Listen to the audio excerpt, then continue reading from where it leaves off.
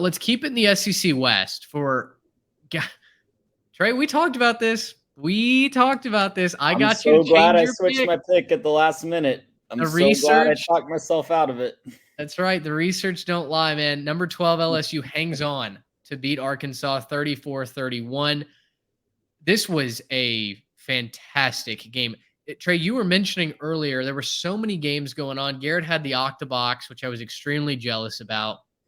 I forgot this game was on. I was switching between games on my TV, on my laptop, on my phone, over at a family function.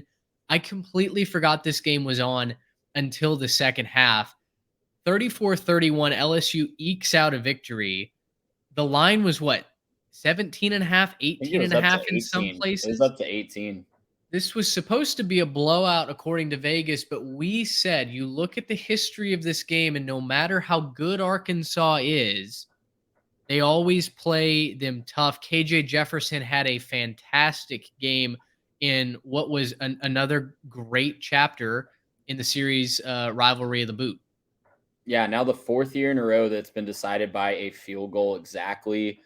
This was a really, really fun back and forth game. It was on ESPN. I know it was at the same time as the Notre Dame Ohio State game that a lot of people were watching, but man, it was a little bit of a defensive slugfest at first. Arkansas came out hot, up 13-10 at halftime, so a little bit low scoring, but then all the offense broke out in the third quarter. LSU races out in front. Arkansas claws back, almost knocks off LSU in Baton Rouge, but LSU does just enough to get a full drive down at the end and get down to 3 seconds left to kick a winning field goal. And, both of these secondaries, I think, are going to be asking themselves a lot of questions. There were a lot of deep bombs that were thrown from both of these quarterbacks. So a really fun quarterback battle tonight as well between Daniels and Jefferson. So I don't know, like both these secondaries are probably going to be asking a lot of questions, watching a lot of film this weekend, and, really fun offensive shootout in a rivalry game. You hate for Arkansas to just be on the short end of the stick in 2 back-to-back shootouts, right? They got to figure out something on the defensive side of the ball going forward if they want to get back to the winning ways. But LSU finds a way to win a tough one at home, finds a way to win a rivalry game, and they all of a sudden, I think, find themselves right back in the driver's seat in the SEC West.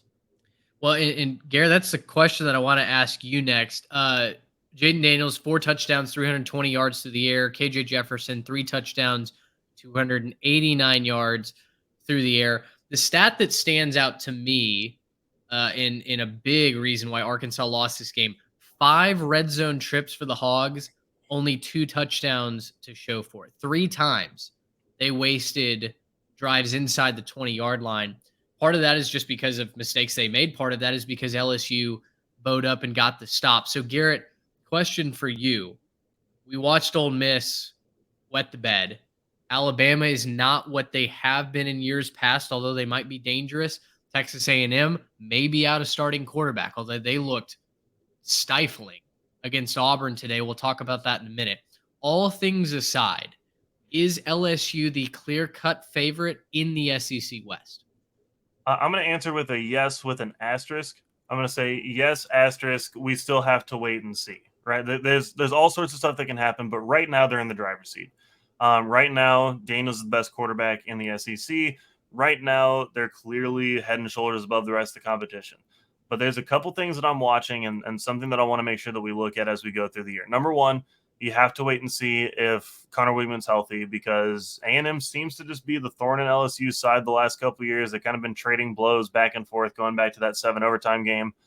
And if it's anything that they want more than just to ruin another season, that'll be another thing A&M's looking at. But I also want to look at the development of Milroe at Alabama. If he can throw the ball the way that he did, if he can throw the ball as effectively as he did, and Bama can keep playing good defense, I think that's a game they have to look out for, because I believe that game is in Tuscaloosa. And so yes. I was going to say, I think that game's on the road for them. So a couple of tough games, I think, left for them. I'm going to go say, yes, they're in the driver's seat. Clearly they control their own destiny, and, they haven't lost yet, so they can do whatever they want to. And if they keep winning, everything's going to be just fine. They have the pieces. They have the playmakers.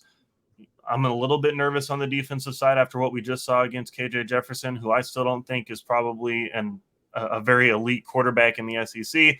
I think shown by the fact that what you just said, 5 trips to the red zone, only 2 touchdowns. If you have a big physical quarterback who's supposed to lead you, you want to see more than that coming out at the end of the game. But no, I think you have to look at this and say that LSU right now stands above the rest of the competition, but they're certainly susceptible, and they haven't climbed to such a point yet where another team couldn't grow and then catch up with them.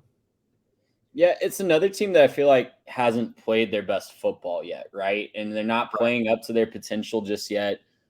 I'll say they're in the driver's seat as well. I think that for me right now, if I have to lay $100 on a team to win the SEC West right now, it's LSU. But there's so many opportunities for them to trip up. They're so early in their schedule, obviously. The SEC West is wide open. It's going to be nuts this year. I bet the winning team has at least 2 losses, if not 3, going into Atlanta. There's a chance. And does that mean Georgia has to win out to get the SEC in the playoff? Is there a legit chance the SEC is missing the playoff as we sit here in September? Yeah.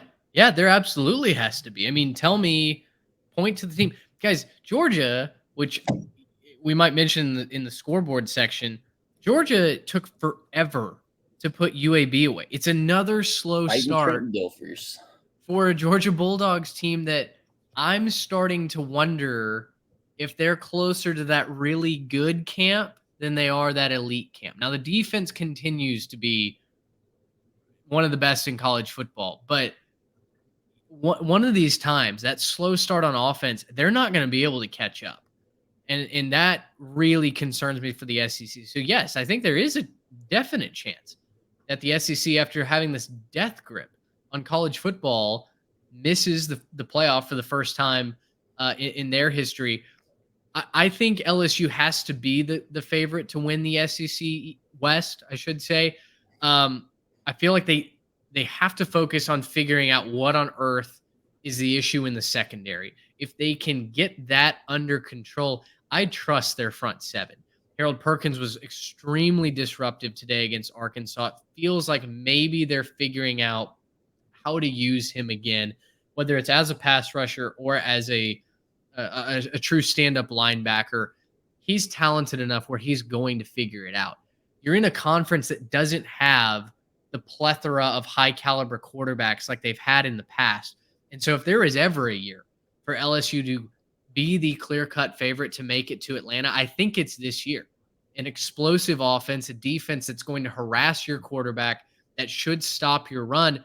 As long as you're not throwing deep balls time and time again, you should win that game if you're the LSU Tigers. So I feel pretty confident that from where we sit right now, unless a Texas A&M beats them in Baton Rouge, unless they lose to Alabama in a defensive-minded game, much like we saw today against Ole Miss, in my mind, LSU is that clear-cut favorite. Gracious, how about